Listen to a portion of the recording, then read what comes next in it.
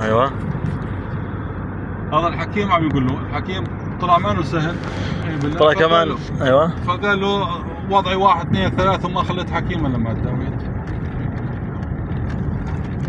قال له هنا رحب به، قال له اهلا مريضا نلف نعالجه ونبريه وان شاء الله الصدق برواحنا نبديه.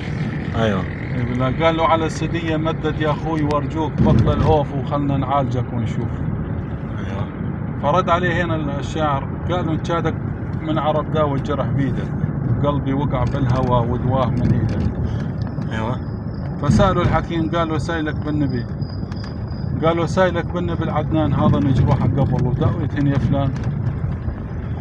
فرد عليه الشاعر قال له كل يوم اداوي جرح قلبي وعاين بيه مشال الخياط ومشي ما عاد ينفع بيه. ما عاد ينفع لا والله. الجرح بس فكيت القطب ما عاد ينفع. لا والله ما ينفع يا ابو حسن. فسأله الحكيم قال له انا اسالك بالنبي والآل والزهاد من يوم شال الولف ضدت الشرب والزاد.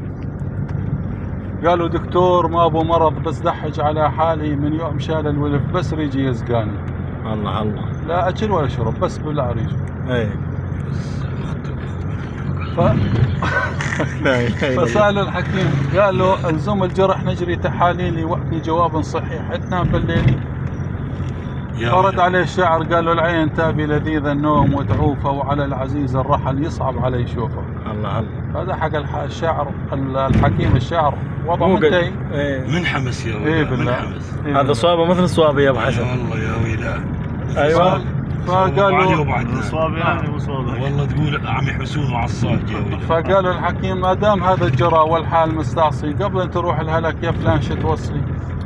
قال له امان الله المتت قبل ان تدفنوني ميلوا لي الحلو تكحل عيوني.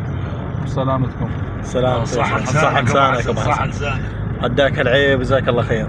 الله يحفظك.